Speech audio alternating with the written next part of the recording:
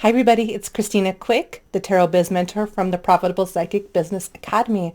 Welcome to our next video in our series of how to use crystals with your moon magic manifestations. So in the last video, I talked about 5 general crystals that I like to use. And so today, in today's video, I'm going to be talking about certain crystals that I like to use for the new moon. So first of all, let's think back to what the new moon is really for, or why we work with the new moon. So the new moon is about starting something new. It's about attracting something to us. Typically speaking, we usually do abundance magic, money manifestation magic. But the new moon is all about drawing something to you, right? And so some of the stones that I really like to utilize in my drawing spells around the new moon are, the first one, this is called Hematoid Quartz. And so what it is it's a piece of quartz, and it has hematite, that kind of turns it into this sort of juicy, yellowy, kind of orangey color.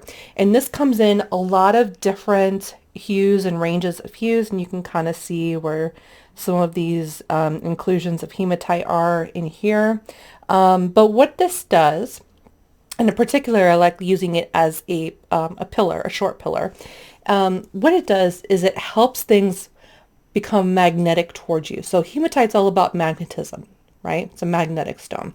So when you have quartz also, remember, quartz amplifies all types of stones. Quartz is an amplifier and a purifier. So anytime that you mix quartz in with another stone, it's going to automatically amplify the power of that stone. And it's also going to help keep it clear, which is why, like, a lot of people don't like to buy stones with quartz inclusions in them. Personally, I love it because it's like a hack that you can use to keep your crystals constantly clean and clear. So, I don't really, when it comes to my crystals that have quartz, that are made out of quartz or have quartz inclusions, I don't really cleanse those crystals because they have quartz. So that's just a little tip. But I especially love to use this when it comes to motivation. So finding energy, right? And also the hematite in it will help you become more magnetic to what you're drawing in. So really good. Hematoid quartz. Now the next stone, this may look a little similar to the other one, but this is citrine. Citrine is typically a really light yellow, like this one is, and it has a little bit of a dark yellow. Now you have to be careful because some citrine is really amethyst that's just been heat treated, and so the really dark citrine is usually not real citrine. Real citrine is more lighter in color, okay, and more transparent like this, okay? So citrine is really good for motivating you, supercharging you with energy that you need, psychic energy to hold on to your vision that you're manifesting in the new moon. And it's also associated with prosperity and money as well. It's just a beautiful yellow stone, has solar plexus energy, has a very strong energy behind it. So citrine is a really good one to utilize during your new moon manifestation spells.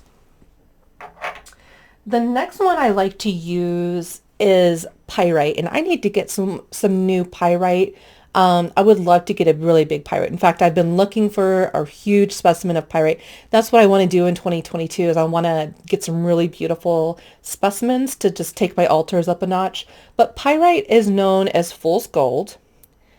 And as you can maybe see, there we go. As you can see, it kind of looks like gold. And natural pyrite is going to have colors of silver and gold within it. If you can find a really, really gold looking pyrite, then you found a really good gem and you should probably buy it. So the more gold that you can find, more golden color that you can find with your pyrite, that's what I would recommend getting. Pyrite is known as fool's gold, and it's a really good representation, sympathetic magic representation of actual money, of actual gold. And so what it does is it just gives that golden touch to your new moon manifestation spells. So highly, highly recommend pyrite. And in fact, if you're only going to get one of these crystals, I would definitely recommend pyrite would probably be the one. Now, the next stone that you can use is Aventurine. So this is Aventurine. Aventurine is a really, really, really popular stone as far as energy and motivation go. So Aventurine is a stone that deals with life purpose. So anything that you're drawing to yourself that relates to your higher purpose, your life purpose, it's a good opportunity, a good time to use Aventurine. It also is an energy booster. It'll give you that extra oomph, you know, and especially if you're doing new moon money magic spells, Aventurine is a really good one to go with.